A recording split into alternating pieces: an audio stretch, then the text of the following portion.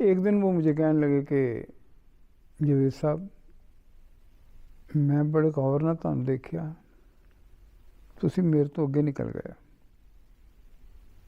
تسی بہت مخلص ہو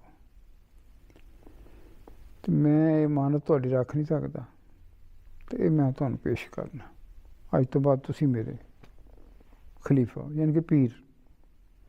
لو جی مجھے انہوں نے وہ ٹوپی سی ایک اپنے ہاتھ سے بنا کے پہنائی اور رسم کی وہ پیری مریدی والی، میں بھی خلیفہ ہو گیا۔ اب اتفاق یہ ہے کہ میرا ایک دوست تھا بچپن کا ہی سمجھو، تو اس نے میرے اندر جب تبدیلی دیکھی نا، کہنے لگا جاوید صاحب میں نے بڑی دنیا دیکھی ہے،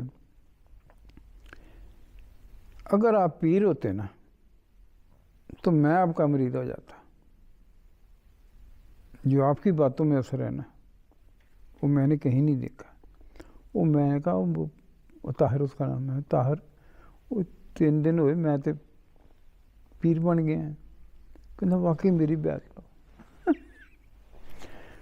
لو جی وہ میرا مرید ہو گیا،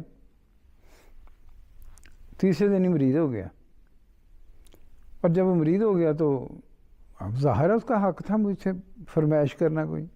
کہنے لگا پیر جی میں باہر جانا چاہنا تو میرے لیے کچھ کرو، مطلب کوئی دعا کرو، اللہ نے مناؤ۔ وہ جی پیر صاحب نے اپنے اندر دھیان پایا تھے، کچھ بھی نہ، بڑی شرمندگی ہوئی کہ اس نے تو مجھے پیر سمجھ لیا تھا، میرے پاس تو کوئی ایسی طاقت نہیں کہ میں اس کو بتا سکوں، اللہ سے تو رابطہ میرا ہے ہی نہیں۔ اس کی پیری مریدی تو الگ رہی، مجھے اپنا فکر پڑ گیا کہ میرے ساتھ کیا ہو رہا ہے۔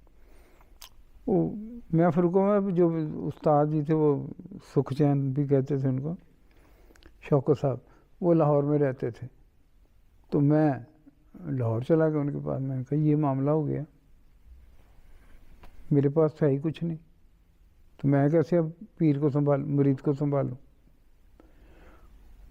میں بتایا نا کہ مخلص کیسے، جاوید صاحب بات تو ٹھیک ہے، ہمارے پاس تو ہے ہی کچھ نہیں، یہ تو ایسے ہی ہے جیسے ہم MBBS کا بورڈ لگا لیں اور ہمیں نبض دیکھنی بھی نہ آتی ہو، یہ تو فراڈ ہے۔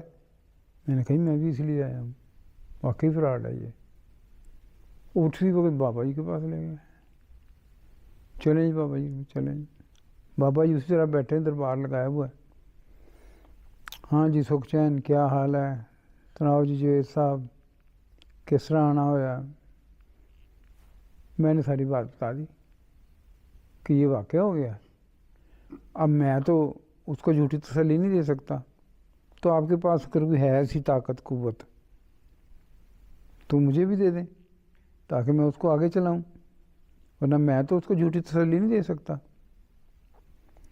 تو کہتے نہیں میرے پاس کچھ نہیں ہے۔ میں نے کہا نہیں آپ اتنی گدی پہ بیٹھے ہوئے ہیں، کچھ تو ہے نا آپ کے پاس۔ میں نے کچھ اس طرح ان کو دلائل دیے تو وہ بے بس سے ہو گئے نا، چائے پی رہے تھے، کہتے یہ رزق میرے ہاتھ میں ہے، لا الہ الا اللہ محمد رسول اللہ، میرے کول کچھ نہیں۔ میں جلدی سے اٹھا، میں نے کہا پھر ہمیں کیوں بٹھایا ہوا ہے؟